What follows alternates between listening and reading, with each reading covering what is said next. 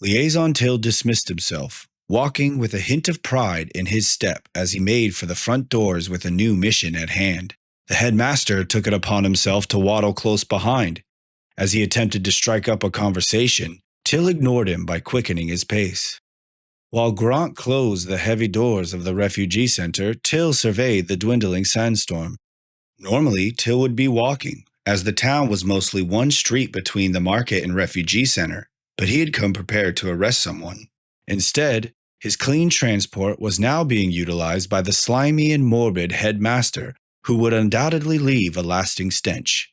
At least if he's with me during the replay, word will spread fast and lessen the number of times I have to retell the story, Till thought. Boarding the Liaison's standard issue, flat white GA hover transport, it was clear the basic technology of the Galactic Alliance was well beyond the average space traveler. "This is nice," Gront said, admiring the leather seats. Eyes twinkling from the reflection of screens, buttons, and navigational instruments, Gront leaned in close.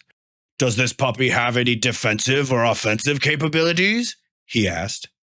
"Let's be clear. While aboard, you are to touch nothing. In fact, you are to breathe as little as possible. Now sit back and hold on," Till barked. "Just trying to be cordial," Gront replied. "Just trying to be friendly." "Sure you are," Till said, finalizing the transport's pre-flight protocols. Pulling out into the desert and circling around the town of resupply, the transport left a wall of dust in its trail. "Back at the refugee center," Till said, increasing their speed. "You said Arrow was always in the middle of something, that he was a downright troublemaker. Do you think it has something to do with him being, different?" The headmaster took a moment, securing himself in his seat before replying. "I'll admit that the boy is an outcast among outcasts. The way he behaves only makes it worse. When I was a squealer, a young lad, if I had trotted about the way that human does, I would have found myself in the same situation." "Oh yeah? What's that?" "The wrong side of a hoof." Till let the headmaster's statement go unaddressed, but he thought about it until the transport parked and powered down just outside the station. Who would have thought that with so many different species all running from the same thing, that there would still be this much hate, Till thought. Gront said, interrupting Till's thoughts, "I've always thought this station to be an eyesore in comparison to the rest of town. The station looks just like Arrow, an oddity. I was here when the Galactic Alliance, those cheap bastards, first arrived. They scanned the town, and a second later they kicked this thing out the side. They must have thought we were worth protecting because from then on they routinely visited. It only took them several years to station someone here and recognize resupply as a legitimate outpost." Till rolled his eyes at the dig, but truly didn't mind. He was happy to be as far from the battlefield as possible. "I doubt you were complaining when you cut the landing parachutes off to create shade canopies throughout the market," Till fired back. "Seriously, Till, you can't tell me this bulbous, unnatural thing doesn't look like it was birthed rather than constructed. Is this really the best the Galactic Alliance can afford?" "Gront, I don't care what it looks like as long as it's functional." Till looked back at Gront with a sly grin, acknowledging the headmaster's bulbous, unnatural similarities. "Besides, it's designed like this to be easily transported." Gront ignored Till's joke. "Its functional design matters not. I and others agree it is an eyesore." Exiting the transport, Till moved as quickly as he could to get away from the waste of words. Passing through the biovines that canvassed down from the flora-positive roof of the station, Till moved ahead to disarm the security systems and unlock the door. Walking through the opening Dissipian crystal entryway, Till entered the station alone, leaving Gront to find his way in. As the station's lights and systems flickered on, a slight hum filled the room. Till entered his private quarters to remove his nano-helmet now that he was in a controlled environment. Returning to the main area of the station, Gront finally waddled in. "You don't need to get comfortable for little old me," Gront jested. Till ignored the remark, only sighing as he took a seat at the single central desk of the station. "I've always wondered why your desk is in the open instead of in one of the back offices," Gront said, pausing to catch his breath. "A man should cherish his privacy." Till cracked his fingers as he prepared to interact with his computer. "Gront, I may be somewhat new here, but I believe in this town, and I believe those in this town deserve a liaison who puts them first. This is why I thought it best to work out in the open, showing that I welcome all and that I'm not hiding. Till enjoyed the long, awkward pause. Returning to the investigation, he commanded the station's AI and brought the central computer to life. Computer, bring up the DSS file from yesterday. The large main screen, surrounded by smaller display screens, motioned and twitched as the recording of yesterday appeared in the center. Gront grabbed a chair from the front desk and squished in next to Till, both eager for answers. I've never seen a computer do anything like this. It's amazing, Gront belched. Yeah, it's top of the line GA tech, Till said. One of the perks of being so far out here. Gotta have the best stuff, for security. Slipping on two silk metal exo handles, Till warmed his hands up by rhythmically pressing every button upon the glove-like controls. The screen shook and the point of view became mobile as he positioned the camera's view from high above the city center over towards the refugee center. How is it doing that? Gront questioned, once again out of breath, this time from sheer excitement. I thought this building was an eyesore and the Alliance a bunch of cheap bastards. Gront had no response. Well, all DSS systems operating within the GA utilize what's called neurocellular sync, Till answered. Gront was confused. Neurocellular sync? Till stared at the headmaster in wonder. Let's see, how can I put this so you'll understand? Till pondered aloud. You know the giant tower on top of the station? Well, that shoots out a signal that bounces off all DNA within range. Our defense security system, DSS, covers most of the planet. The signal bounces back off all responding data points. The liaison paused when he saw Gront's blank face and realized he had once again lost the headmaster. It allows us to see anywhere at any time. It can even show neurological intent. I mean, actionable thoughts and emotions for everyone in any recorded situation, Liaison Till boasted proudly, explaining it as simply as he could manage. Well, I never. Gront was speechless, but only for a moment. I understand the importance of such technology, but isn't that an invasion of privacy? Till let out a slight chuckle.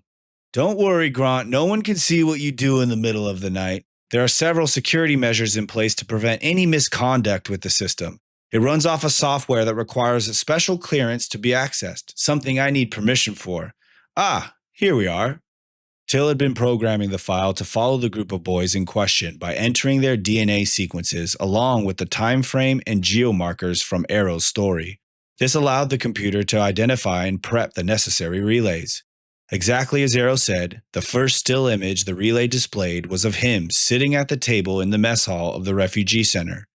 Dressed in pieces of different uniforms he had found over the years, Arrow had on a much different outfit than he did currently. He was wearing a self-constructed armor vest, which was just pieces of metal crudely attached to parts of a jacket he'd pieced together. Although his shoes and patched pants remained the same, it was hard not to notice the self-made GA cadet patch sewn to his sleeve. In the relay, Arrow was eating breakfast, minding his own business when the group of boys encircled, preventing him from getting up and walking away. Standing behind him and to the sides were three of the four boys involved. The first was Tang, the Uranjan, with his arms crossed and multiple sets of wings protruding from various slits in his sweater. From the front, he would have resembled a human, but for the blue, feathery hair, giant eyes, and beak-like nose. Next was Usk, the large Travarian, who even at a young age was twice the size of the others. Younger Travarian aren't as plagued by slime as their elders, but they still emit the same stench. He had a deep forest color hide, and his tusks were short and blunt. His muscles bulged out of the standard issue junior cadet sleeveless shirt. This was all oddly complemented by a large mullet mohawk that disappeared into the back of his outfit. The third was the nymph boy Ren. His skin was overall a greenish blue and was adorned with marks of nature, all complemented by his long hair which swayed as if perpetually underwater. Till and Gront were able to review these specific details because the three boys had come into focus. The DSS highlighted each of them through their DNA signatures, showing their personal and species record on screen. The fourth boy and their leader, the Zenith, was sitting across the table from Arrow, staring directly at him. Checking the data provided by the DSS, it was clear the Zenith was filled with malicious intent. Fast-forwarding through the havoc-wreaking chase about town, Till and Gront couldn't help but scoot closer to the screens. These kids are wild. It blows my mind, Gront squealed, leaning back in his chair. Liaison Till continued to work the controls, commanding the DSS relay, only able to glance at the headmaster with a side eye of disgust. Okay, here we are, he said, fully focused. The relay slowed to a normal speed just as the four bullies finished beating Arrow mercilessly with magically conjured clubs and, sadly, their own fists. The sight was discomforting. Eventually, the group of bullies left Arrow tied to the ground behind the waterfall, bleeding and unconscious. As they walked away in victory, Liaison Till stopped the relay. At this point, Headmaster, the situation seems to be twice as complicated. The boys I saw back at the center, the ones who said that Arrow attacked them like a savage animal, are now in fact high-fiving each other as they walk away from the most obscene use of force I've seen since my time at war. Even more so, you have admittedly aligned yourself with these so-called innocent boys by accusing Arrow along with them. Liaison Till raised his hand to halt the headmaster's response, beginning the relay again. Why didn't Arrow tell me how bad it truly was? Why didn't he tell me the Zenith boy stood over him like that, spitting in his face while threatening his life? Did he leave it out on purpose, or does he truly not remember? How is this boy not dead? Till thought. As the relay restarted, the bullies were leaving the scene. A moment later, they could see Arrow regaining consciousness. Little by little, the boy's movements grew from slight jerks to a full-on frenzy. He looked like a trapped beast moments before chewing off his own limb to break free. Suddenly, he stopped, as if the stress had returned him to unconsciousness. Okay, Till said. This is the last thing Arrow said he can remember. Both he and Gront leaned in to get a closer look, their intrigue fully sparked. At first, there was nothing but the sound of the crashing water and the sight of Arrow, seemingly lifeless. What's that? Liaison Till said, working the controls to zoom in. At first imperceptible, but then small arcs of electricity could be seen coursing over Arrow's body. The jolting arcs grew and grew until the video feed could no longer distinguish Arrow through the light distortion. This is incredible, Liaison Till whispered in amazement. The light grew brighter until suddenly there was a loud boom and a huge pulse of light. The relay cut and the window went black. What's going on? Gront squealed. What happened? Why did it go dark? Calm down, little piggy, Till zinged, sliding the next screen frame over from the other monitor. Once loaded, the screen relit, showing the energy pulse but from a different angle and from some distance away. Once Till maneuvered the camera into position, with the video still paused, it was clear that Arrow created the blast when breaking free, flying towards the exact location of the group of bullies. Well, that's odd, muttered Till. What? Gront replied. Even though I switched cameras, the video was stopped in the same spot where it cut out, and Arrow is now at least 30 yards away. Till added the measurements on screen. The headmaster just sat in disbelief. The DSS displayed the emotions of whoever was on screen, but it was unnecessary. Even with the distortion, they could clearly see rage spewing from Arrow's eyes. The group of bullies had left some time ago and put a considerable distance between their kill, but it made no difference. Arrow had already zeroed in on their location, as if he could sense their energy. Running in a straight line, Arrow moved at an inhuman pace until reaching a high plateau. Just below and across a small valley, Arrow could see a hill with several giant boulders and a large tree with massive, low-hanging branches on either side. The four bullies were relaxing underneath them. Descending the hillside, Arrow collected as many rocks and branches as he could carry. With his hands full, he slid from ledge to ledge, falling with style until reaching the perfect spot. Concealing himself directly across from his targets, he prepared for what came next. Dropping the collected debris, except for 2 large stones, Arrow stalked his prey through the foliage. Computer, what are the specs on the rocks he has in his hands? Till asked the AI. The object that Arrow currently has in his hands is 1 foot in diameter and approximately 50 pounds in weight, the computer AI replied. That's bigger than a Zor ball, the headmaster cried as the relay continued. Still hidden, Arrow began his assault, throwing the 2 massive stones with bewildering force. The projectiles broke the sound barrier as they silently headed for their targets. Tang's heightened senses were first to pick up on the sonic booms. His natural reflexes instinctively drew him directly towards Arrow's hidden position. For the rest, it started with a low hum, only getting louder until wham! The first boulder slammed into the back of Usk's head, instantly knocking the young Travarian unconscious. "Get down!" Tang squawked. Before anyone could blink, the second stone struck the Zenith boy sitting on one of the lower branches. Tang and Ren turned to watch in horror as their leader fell from his perch, landing face first on the ground next to Usk. The projectiles Arrow had launched hit their marks with deadly precision from nearly 60 yards away. From behind the tall protruding roots of the tree, Ren blindly returned fire with cannonball-like blasts of water filled with wood shrapnel he conjured from the tree. At the same time, Tang fanned his wings, rising into the air as he hurled his feathers like spears from the cover of the top branches. Without knowing Arrow's exact location, none of their counterattacks even came close.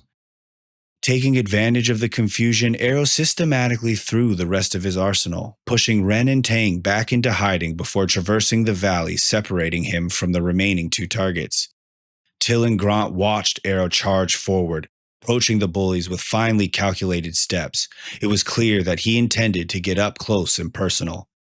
DSS status report. Warning. Subject, Arrow. Current emotional status and mindset. Silent rage. Evading the volley of projectiles sent his way, Arrow scooped up 2 handfuls of gravel and threw them at his targets. Tang and Ren barely made it to cover before what looked like a small meteor shower pelted their surroundings. Their guard is down, Till thought. Leaving the safety of cover, Arrow bounded up the hill. Just before reaching the top, he hesitated. Both Tang and Ren had remained out of sight for too long. Arrow's hesitation triggered the counterattack, and with his exposed position, there was nothing he could do but raise his hands to protect himself. In that moment, Tang and Ren impressively combined their abilities, encasing a feather from the Orangen in ice and vines from the nymph to create a volatile spear. The first projectile landed just inches from Arrow's feet, and for a moment, he thought he'd avoided the attack. Turning from it, the volatile spear exploded, sending ice and vine shrapnel in every direction. "What was that?" the headmaster snorted in disbelief. Till paused the relay to reply in a calm yet concerned tone. "It appears that you have some gifted refugees within your halls, Headmaster. Gifted, yet dangerous."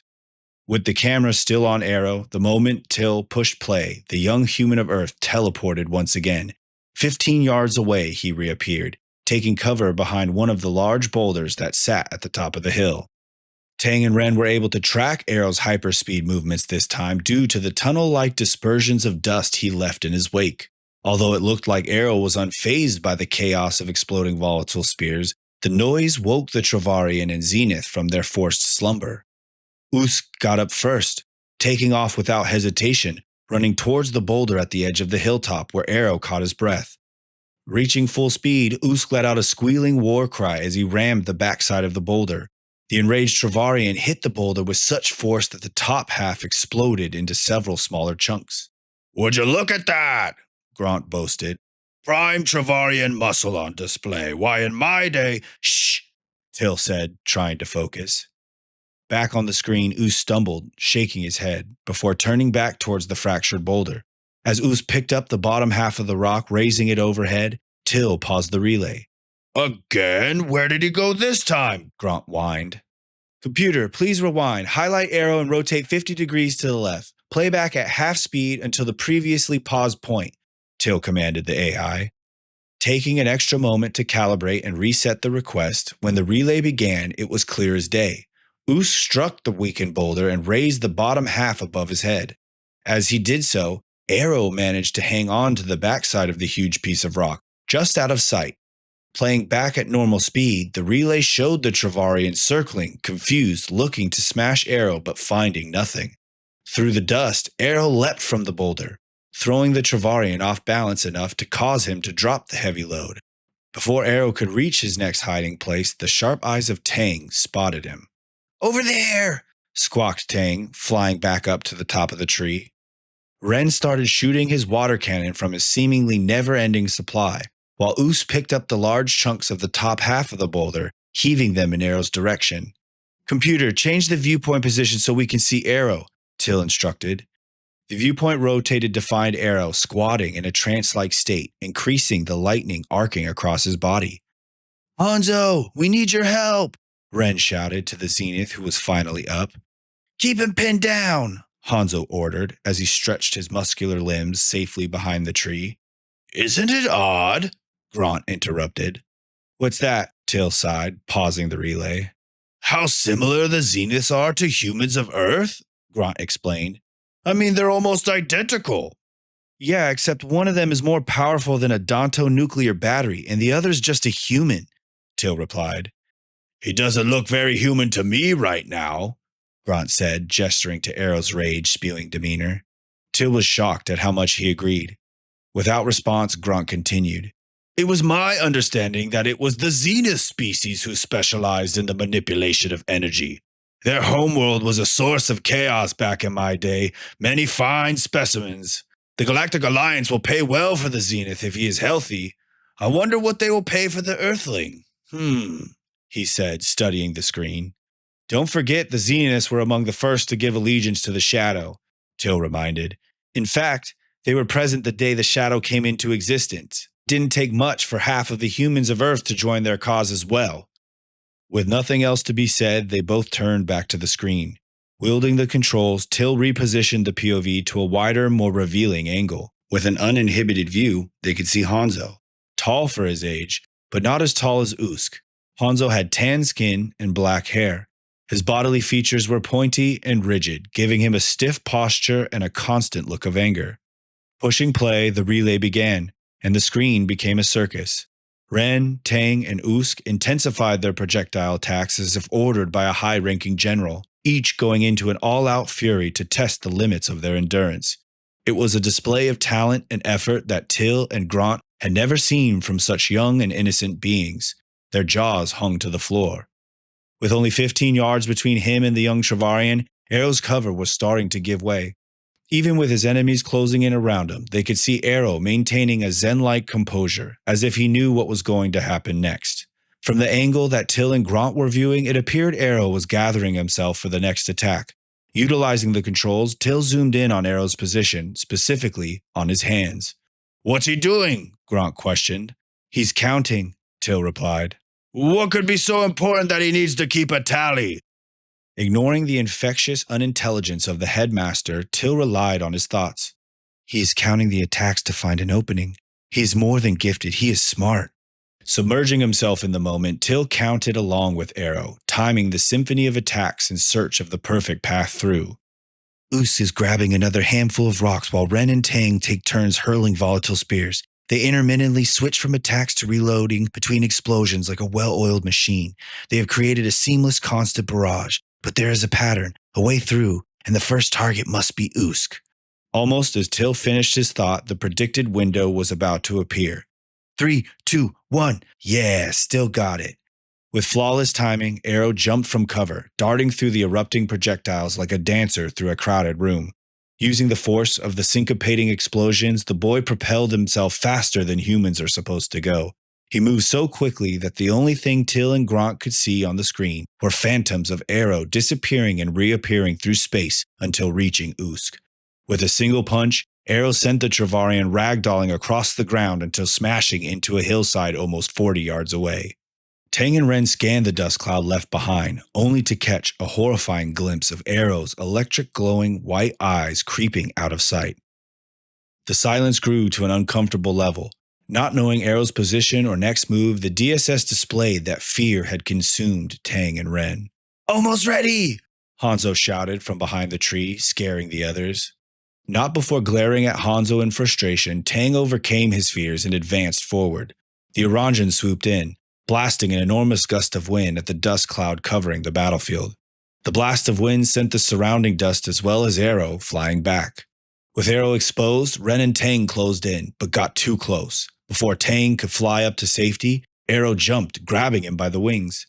Falling towards the ground, Arrow used the momentum to enter a deadly spin, slamming Tang into the base of the large tree, rendering the Oranjan immobile. Ready! Hanzo screamed, finally entering the fight. Taking advantage of the opening, Ren attempted to trap Arrow once again, engulfing him with a blast of water siphoned from what remained of the stream. This was followed by vines raised from the ground meant to trap him, but Arrow was too strong. Bulldozing straight through the attack, Arrow dealt such a mighty blow to Ren's face that it cracked the ground they stood on. The blow sent the nymph flying until he crashed into the hillside next to the still buried Travarian.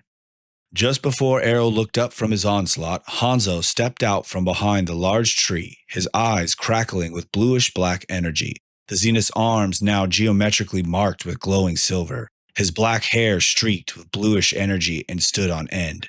"How about this, you filthy ape?" Hanzo screamed before letting out a powerful destructive beam that twisted together from his mouth, chest, and hands. Its destructive power was immense and linear, cutting through the ground and anything else in its direct path. Luckily, Arrow's speed and agility were enough to safely dodge the attack, or so it appeared. In the attempt, he successfully cleared the destructive beam's path, but the core energy beam itself did something unexpected. "Look at that! It curved!" Till divulged, replaying the last 10 seconds. "See, look, the attack curves into him." "So that's what the Zenith was doing behind the tree. I was afraid it was something perverse," Gront blankly stated. Till shot a judging look at the headmaster. Ignoring the ridiculous outburst, he returned to his profiling. "Hanzo should still be too young to produce such a powerful attack. He's going to be a handful at the academy." Till pondered whether he should explain what just happened, how powerful Hanzo's attack truly was, or how it can only be fired in a straight line and clearly altered its trajectory, like it was pulled by an unseen force. Rewinding the relay once more, Till specifically watched the spiraling, converging beams of energy strike Arrow dead center. As the relay continued, Till was in awe at the hole carved through the ground. Arrow flew towards the same hillside as Usk and Ren, striking the hillside with enough force to crash through until tumbling into the empty desert on the other side. "You did it! You actually did it!" Tang squawked, trying but failing to get back to his feet. The look on Hanzo's face was one of complete bewilderment, his disbelief confirmed by the DSS. "Even he can't believe it hit him," Till whispered. Just as the boys believed they had a chance to catch their breath, a booming crack of thunder shook the sky, causing Hanzo and Tang to flinch and cover their ears.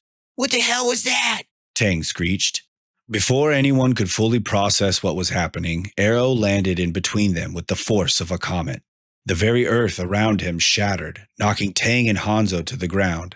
Arrow's appearance had morphed. Not only was his hair standing straight up, but his whole body pulsed with bluish-black energy. The worst was his eyes, which now smoldered with darkness. The brutality of this berserker state was troubling but fleeting. In a flash, Arrow's punches emitted spheres of bubbling plasma. The thunderous crack and delayed synchronous booming of each strike even caused the DSS to desynchronize. When the relay unpixelized and the DSS resynced, Arrow stood above the unconscious Hanzo and Tang, energy purging from his body and crackling through his surroundings. Till and Gront sat in silence at the sight of the malicious grin upon the panting boy's face. In the next moment, it ended, as Arrow began to sway. The remaining brightness faded. From the angle displayed on screen, the last thing Till and Gront could see was the dwindling of arcing lights as Arrow fell unconscious. The relay stopped, and the screen returned to the main menu. Liaison Till and Headmaster Gront remained speechless, sitting in shared disbelief for some time.